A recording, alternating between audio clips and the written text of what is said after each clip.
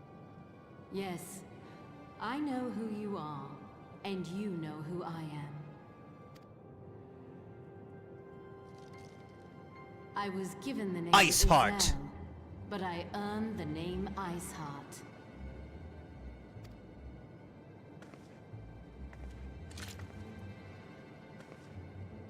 This endless cycle of hatred, of bloodshed, of sorrow. You would see it continue, O noble warrior of light.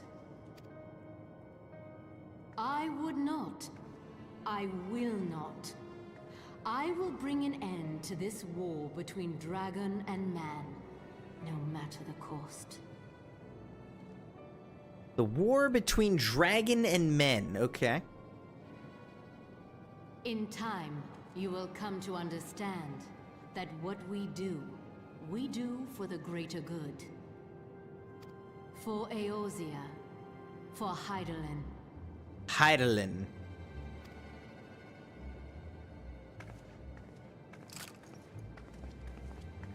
Never mind, I guess I won't shoot you. Yet.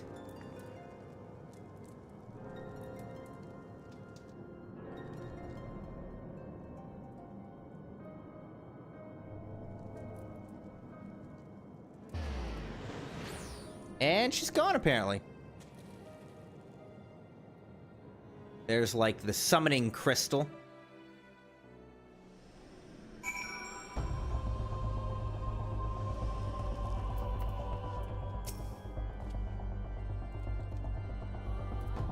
That took longer than I expected. What news, Crimson?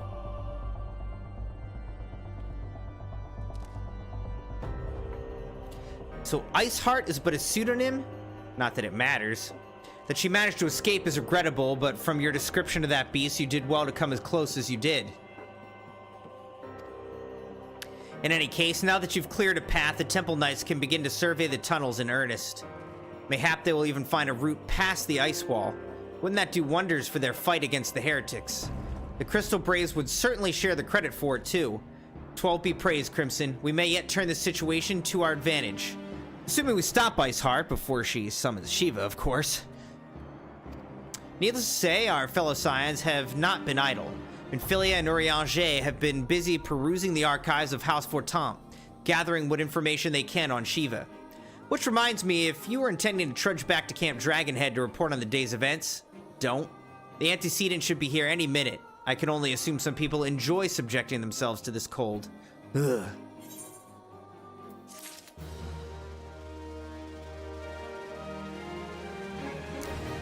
All right, for the greater good. Though not given to small talk, Alphino can think of no better way to pass the time until Minfilia arrives.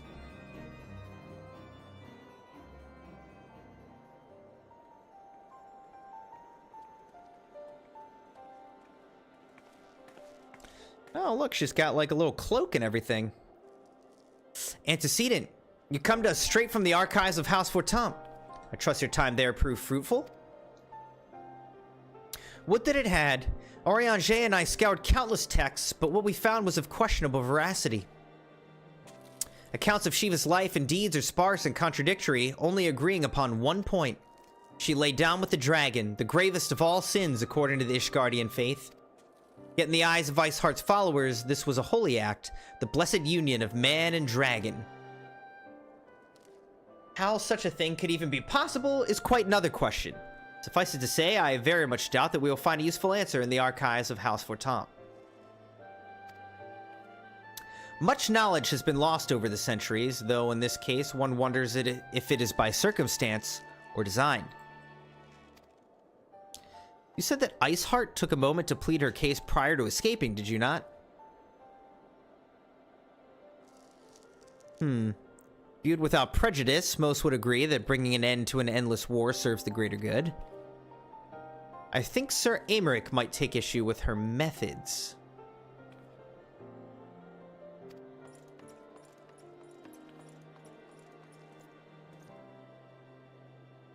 I do not care if a few stragglers manage to escape. Until the sappers confirm that a tunnel is safe, the men are not to search it. Yes, Lord Commander.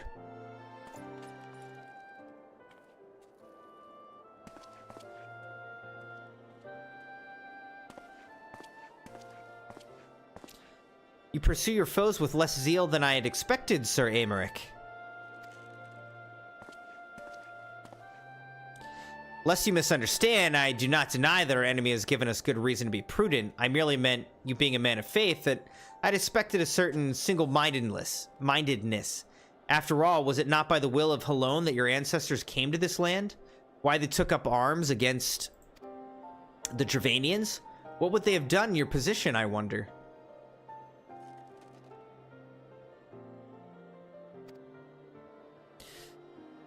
There are those who believe that faith is a renunciation of free will, that unquestioning devotion is required of all who would live a life of service in the Fury. Such righteous fervor may well serve a knight on the front line, less so a leader of men. We are all at liberty to interpret the scriptures as we will. I choose to believe that the Fury would value the lives of her followers over the deaths of her enemies. But I would not presume to speak for the Knights of Eld. 'Twas a different time, nay, a different era. The scripture tells us only so much. Would that it told us more.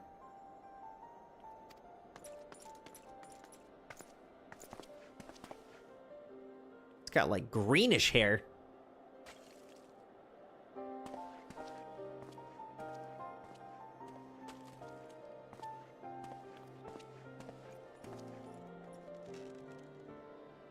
That man is awfully pragmatic for a servant of the Holy See. A welcome trade at a negotiating table, to be sure. Less so when one's enemies are making ready to harness the power of a god. Mayhap he does not truly believe that Iceheart's plan can succeed. Truth be told, I too remain somewhat skeptical. How could you remain skeptical after we've seen so many people keep summoning these things? Shiva was real. A living, breathing woman. Of that, there can be no doubt. In this respect, she differs from every other figure to have been summoned, each of whom was worshipped as a god. The sole exception being good King Moggle Mog XII, the myth made manifest in response to the fervent supplications of the Moggle's Guard. Saint Shiva may defer, but what of the heretics? They're a tribe of outcasts at war with a mighty nation who yearn for the resurrection of the one who embodies their beliefs. If that's not placing one's faith in a higher power, then what is? Crystals and conviction, Minfilia. They have them both in abundance.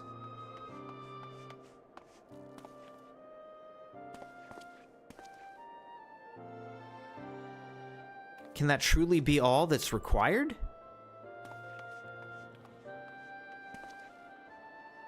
My survey team has concluded a preliminary analysis of the Aetheryte Iceheart used to escape. They believe that she teleported to another Aetheryte, somewhere not too far to the west. Despite the apparent proximity of the second Aetheryte, however, they have been wholly unable to detect its presence directly. Unless Iceheart has some means to mask its signal, I can only presume she has destroyed it to prevent us from following her.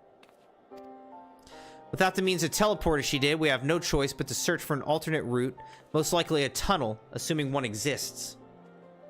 Let us not give up on teleportation just yet. One of our colleagues in Charlayan may be able to assist us.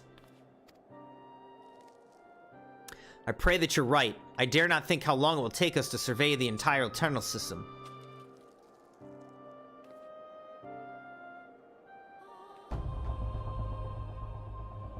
While Minfilia looks into our Aetheryte problem, I would like to request your assistance with another matter. The third unit is currently tracking the remnants of the heretic force which attacked us. However, the search goes poorly despite our numbers.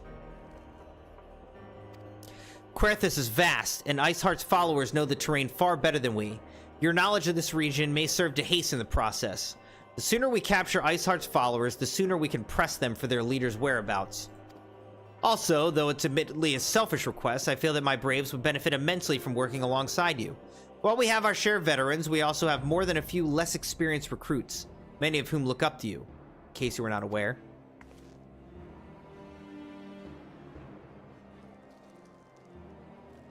Good. I knew you would understand. Yu Hayes can apprise you of the details. When the task is complete, come and find me at the observatorium. Captain Ilbert and I are meeting there to discuss the latest developments in his investigation. The Temple Knights shall hold Snowcloak in our absence. Let us leave them to their work. Ours is more pressing.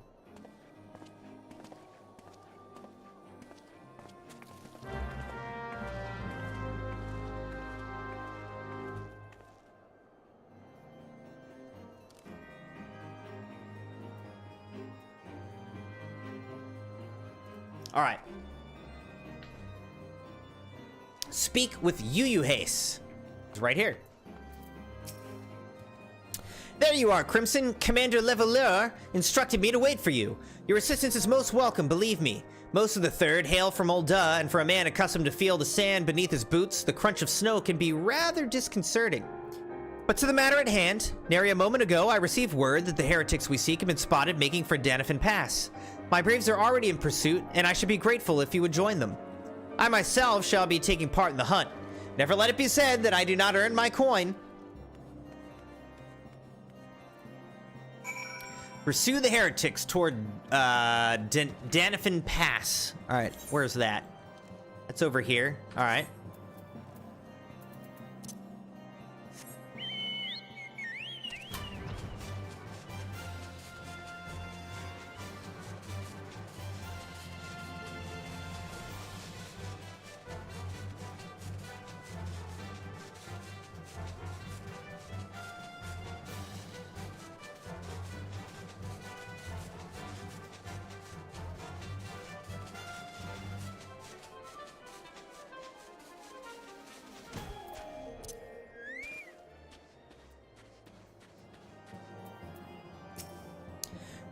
Thal's balls! My ankle's on fire! Caught my boot on a rock or something and twisted it as I fell.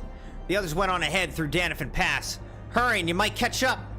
If you aren't sure where to go, look for tracks. The snow's fresh, so they shouldn't be hard to find.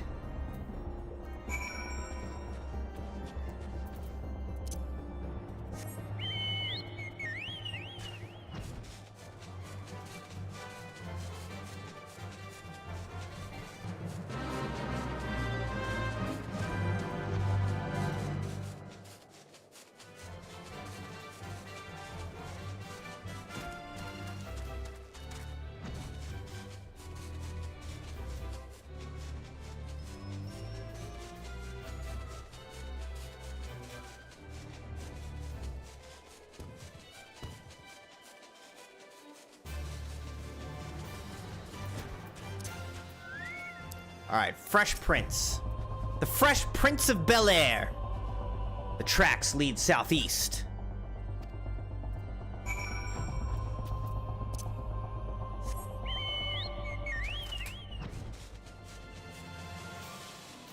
Oh, okay. I didn't really need to get on the Chocobo for that. Alright, 3rd Unit Brave. Scion, what are you doing here? The heretics, I'm not sure. There's a great scale beast and Yuyuhace, I think he went east on his own. The heretics split up, so we did too.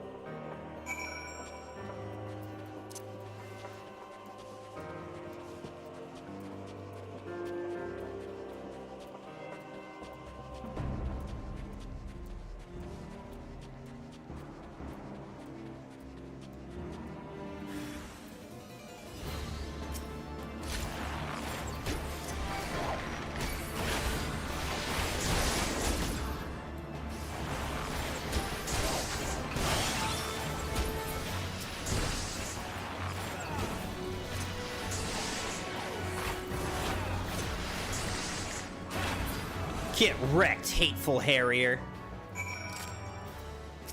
Yuyuhace! How embarrassing. I was so intent on following the heretics' tracks that I almost failed to notice they doubled back.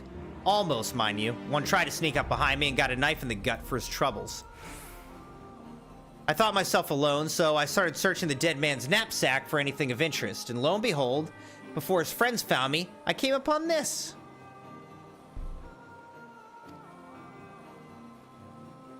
Withdraw in groups of 3 or less to the observatorium. Give the signal and wait. The merchant will be watching. Be late and be left for dead. Speaks for itself, does it not? They can't possibly mean to rendezvous inside the place, so we should restrict our search to the surrounding areas. Let me rephrase that. You should restrict your search to the wilderness around the observatorium. I will need more than a moment's rest to recover from these wounds. I always gotta do everything, man.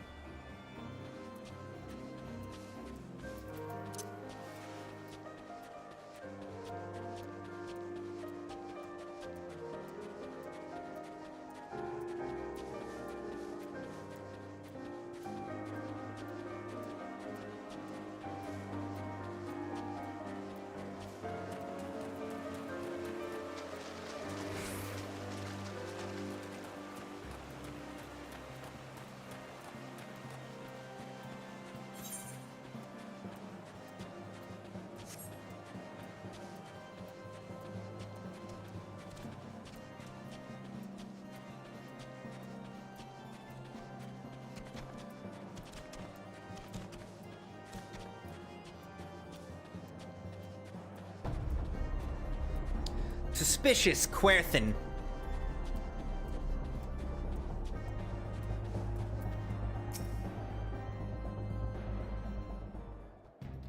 I'm through with listening to your excuses. We leave now. How? The woods are crawling with those blue coats, and the knights are searching every wagon that passes through the gates.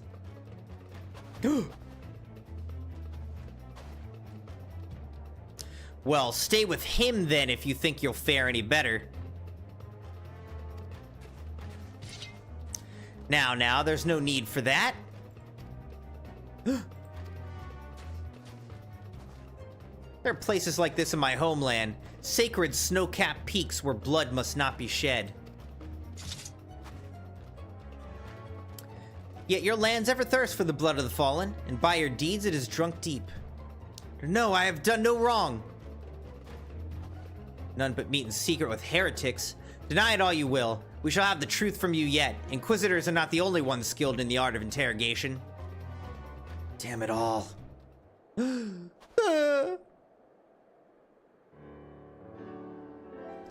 Fancy meeting you here, Crimson. I presume your work with the Third brought you hither?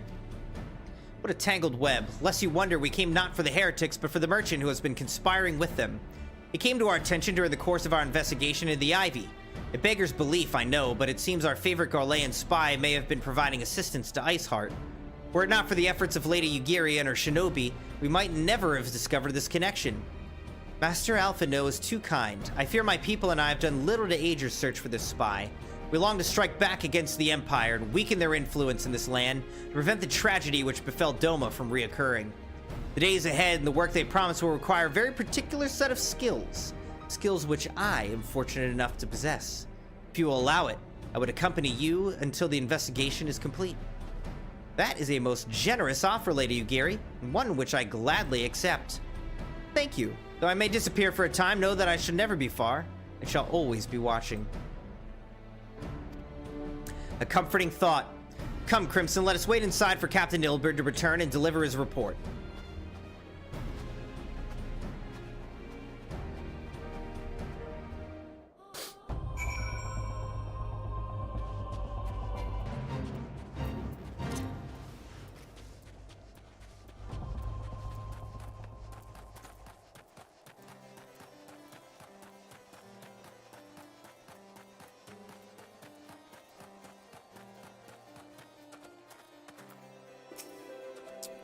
Captain Ilberd seemed confident that the merchant's resolve would swiftly crumble when pressed. If so, we should have new information ere long.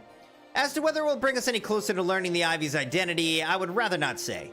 Given our adversary's cunning, I shall consider us fortunate if we're spared another wild dodo chase. The gods know we have more than enough to occupy our time as it is.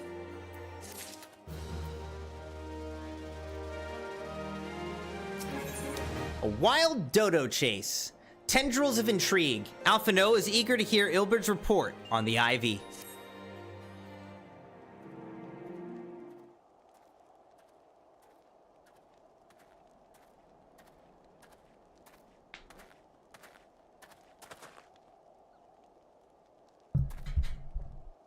Captain Ilberd, your report, if you will.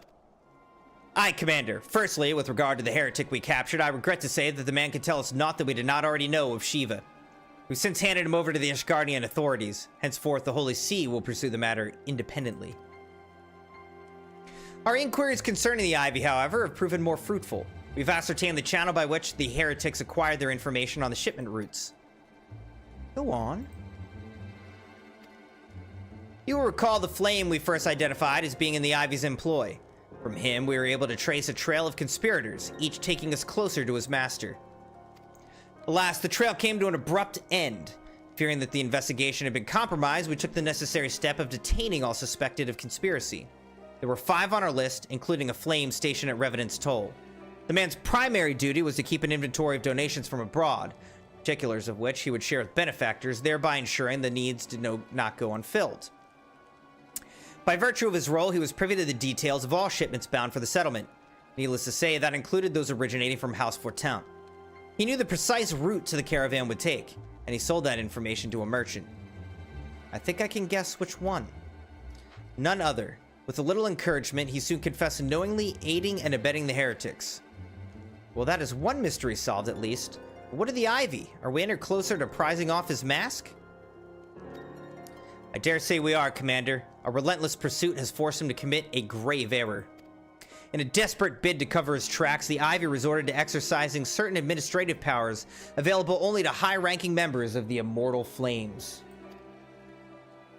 If you consider then that our investigation is known to barely a handful of them, the field of suspects is greatly narrowed. You mean to say that the agent is among Raban's innermost circle? Someone who's been with him since the Immortal Flames establishment? Just the most plausible explanation. The infiltration likely occurred during the company's founding, with the groundwork for the act being laid beforehand. Slip into a position of authority unremarked and remain above suspicion all these years. I too was surprised, though I really should not have been. Of the 3 grand companies, Oldaz was ever the more vulnerable to infiltration. Both Linsa Lominsa and Gridania had long-standing armed forces that lent themselves well to the formation of the Maelstrom and the Order of the Twin Adder. To all intents and purposes, it was the same people, loyal ones mind, under the same leadership, only the banner was different. Not so the Flames. Oldaz's military was made up of disparate orders, most of which were glorified mercenary companies that answered only to their own paymasters. Hardly an ideal environment in which to establish something as high-minded as a grand company. The difficulties Raban faced when founding the Immortal Flames are well known. Even after he convinced his fellow syndicate members to share the costs, there remained the small matter of finding enough bodies to fill the ranks. Indeed, and given the pressing nature of the Imperial threat, that meant recruiting every passing sellsword. Amidst the chaos of its founding, it would have been child's play to infiltrate the company. A good deal easier than now, The Immortal Flames have ever been caught between conflicting interests, the public and the private. Though the monetarists ultimately agreed to support the organization's founding, 'twas not out of charity that they did so, but simple self-preservation. Had Niall Van Darnas's ambitions been any less apocalyptic, you may be sure that they would have never risked supplying Raban with an army. It is but a wonder that they did not attempt to extinguish the flames the moment the danger had passed. Ahem. Turning to the present. Even as we speak, our Doman allies are shadowing several high-ranking flames, any one of whom could be the Ivy. Desiring to deal a blow against the Empire, the refugees were eager to lend us their aid. I expect to hear from them ere long. Very good. Pray continue your investigation with the first. Meanwhile, have the second attend to the unrest. The third can join the fourth in inspecting crystal shipments. If they notice anything unusual, I want to know about it. If Shiva is summoned in like manner to the other primals, the heretics will be looking for further supplies. Understood, Commander. I shall send word to Sir Aymeric, informing him of our success in identifying the heretics' abettors. Hopefully, the information will be of some use to the Ishgardians. It is time, Commander. Yes, I'm aware.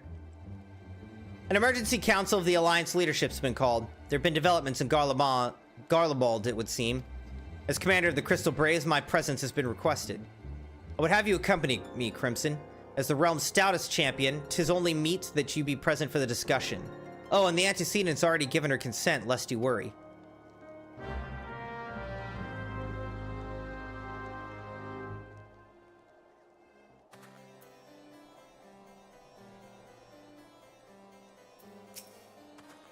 Like me, you're doubtless eager to conclude our business with Iceheart, but until another path to her sanctum is found, she will remain beyond our reach.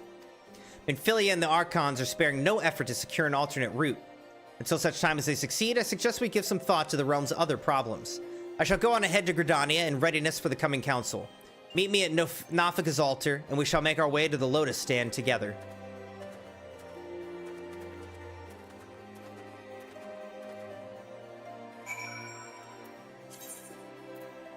Alright, so now we're going back to Gridania.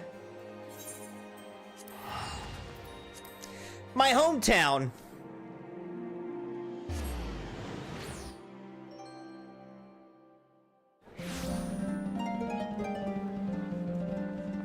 It is real busy here.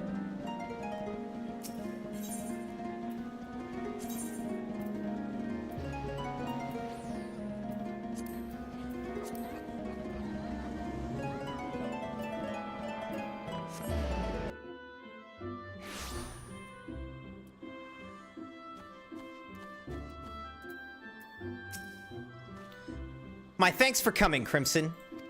When you're ready, speak with the conjurer yonder. She will show us to the Lotus Stand.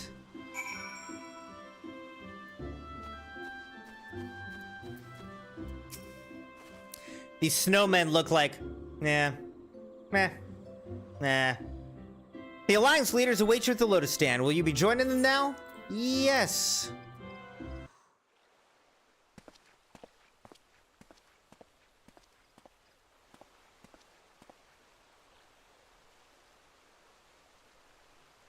Change has come to the Garlean Empire, and we must discuss the implications.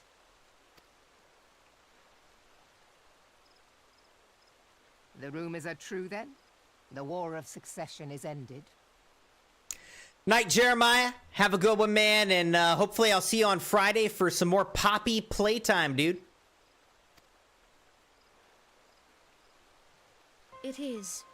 A new emperor reigns in Garlemald. Who?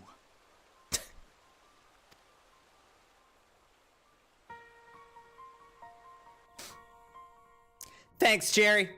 The birth and all too rapid expansion of the Garlean Empire is commonly attributed to the strategic brilliance of Solus Zosgalvis, yet he did not rule alone.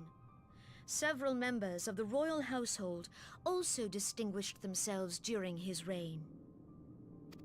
Nevertheless, it was the eldest son who stood to inherit the throne, until his most untimely passing. I thought us Whoa, look at fortunate this when I guy. learned that the Emperor had died without naming a successor.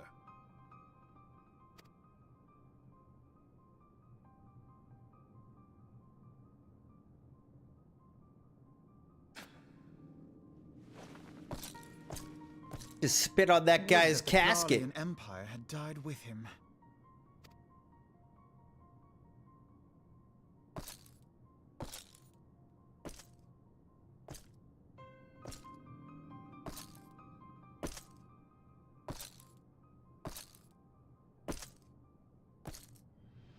Twas the grandson and his uncle who had the strongest claims, was it not?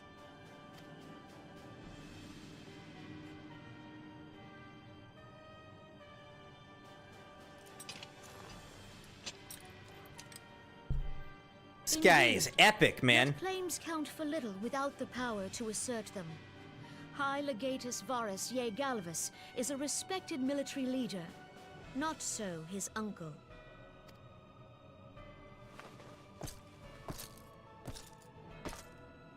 So young Varus has torn the crown from his uncle's grasp and taken his place at the head of the Empire.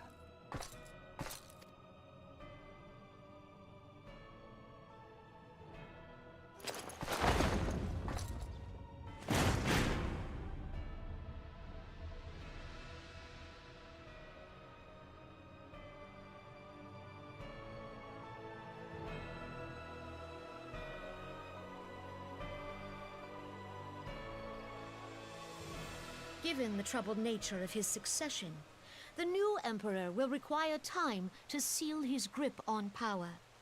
Yet have no doubt but that he shall, for there are none left with strength enough to oppose him.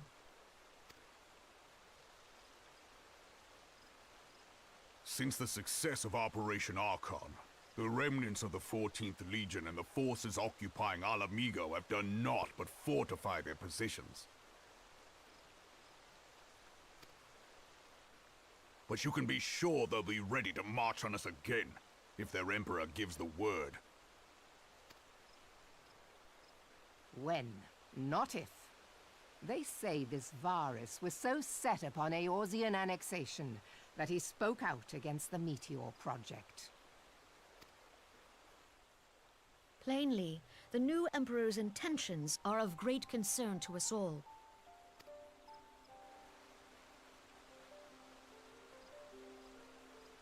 I propose that we set aside the Cartano dispute for the present, and discuss what measures the Alliance might take to prepare for a resumption of hostilities with Garlemald. Moreover, I move that we re-examine the question of how our former allies in Ishgard might be persuaded to retake their place at our side. Could Eorzea but stand as one, 'twould deal a grave blow to our enemies' ambitions.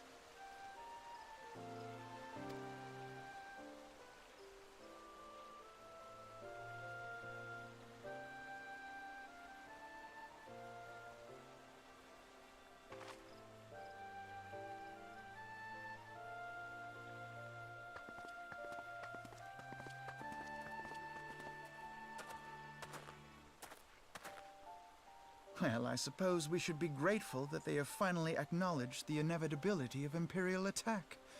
Who knows? They may even do something about it. If only the leaders of Ishgard would follow their example and stop hiding behind their gates, praying for the coming storm to pass them by. But that is a discussion for another time. At present, I am more concerned by the fact that the Alliance's mooted preparations will be made known to the Garleans many moons before their coming. So long as the Ivy eludes our grasp, no secret is safe.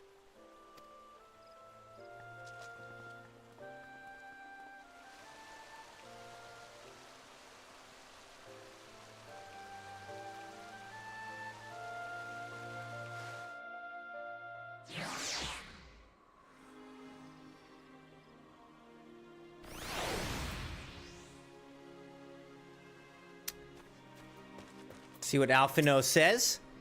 It will not have escaped your notice that the nations of Eorzea are no nearer to being of one purpose, despite their protestations to the contrary. Plainly, the threat of a resurgent Garlemald is not enough to stir them.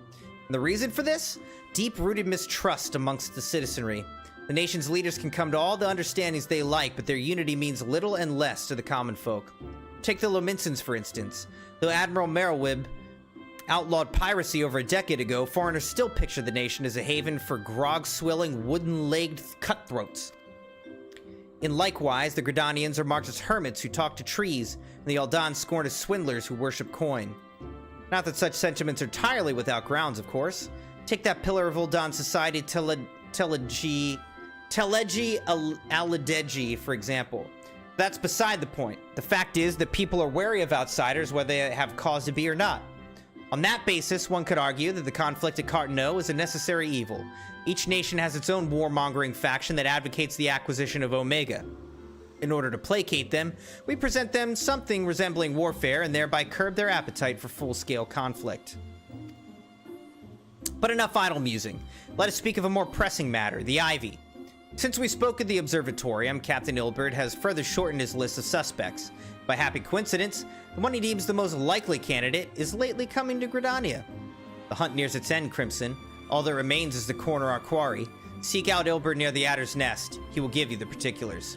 Should there be any developments in Querthus, you may be sure that I will send word without delay. In the meantime, I wish you success in apprehending the Ivy.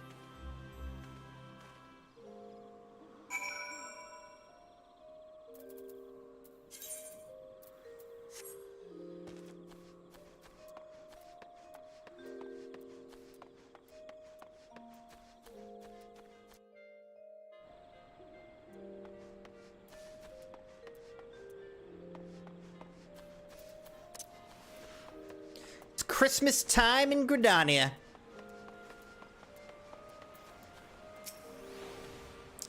My thanks for coming, Scion. Doubtless the commander has informed you, but we have unmasked the Ivy. From this point on, we must proceed with extreme caution. Alright, we'll get the Noct Lorica.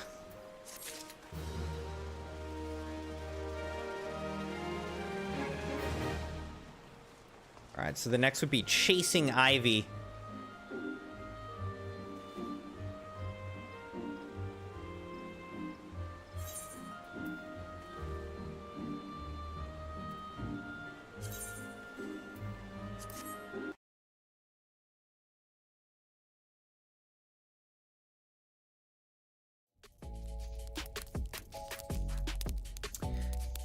Alright, Crimson Knights. I think that's a pretty good stopping point for us. I'm starting to get kind of tired. My throat's getting dry from all the reading. I'd say we got a little more than halfway through the Dreams of Ice patch. So next time we would pick up with Final Fantasy XIV, you know, we'd pick up right there, Chasing Ivy. We've got to finish the second half of this patch, Dreams of Ice. Then we've got patch 2.5, 2.55, before the fall, part 1 and 2. Do those patches, and then we would get into the Heavensward DLC and go from there. So, you know, there's plenty of stuff to do along with all the patches and everything, but, you know, there's Heavensward DLC, Stormblood, and their patches as well. Then Shadowbringers. And then the most recent one would be, then Endwalker after Shadowbringers. So that's another DLC. And then after that would be Dawn Trail, the most recent one. So it's gonna take a whole lot for us to ever get caught up to where the game's at. But, you know, we're doing our best to work through everything now. And once we get through Final Fantasy VII Rebirth, we will really focus on Final Fantasy XIV. So we're gonna try to wrap up Final Fantasy VII Rebirth, knock that off the list, and then we'll get into Final Fantasy XIV. But Crimson Knights, thank you so much for joining tonight. Thank you for liking the video and being subscribed, joined, followed on the channel on YouTube and on Twitch. Appreciate you guys. Hope you enjoyed this chill stream tonight of Final Fantasy XIV. I'll be back on Friday with some Poppy playtime, possibly some Dark Deception. Picking up with those. So look forward to seeing you then. Have a good second half of your week. Till I see you guys on Friday for some horror games. See you then, Crypto.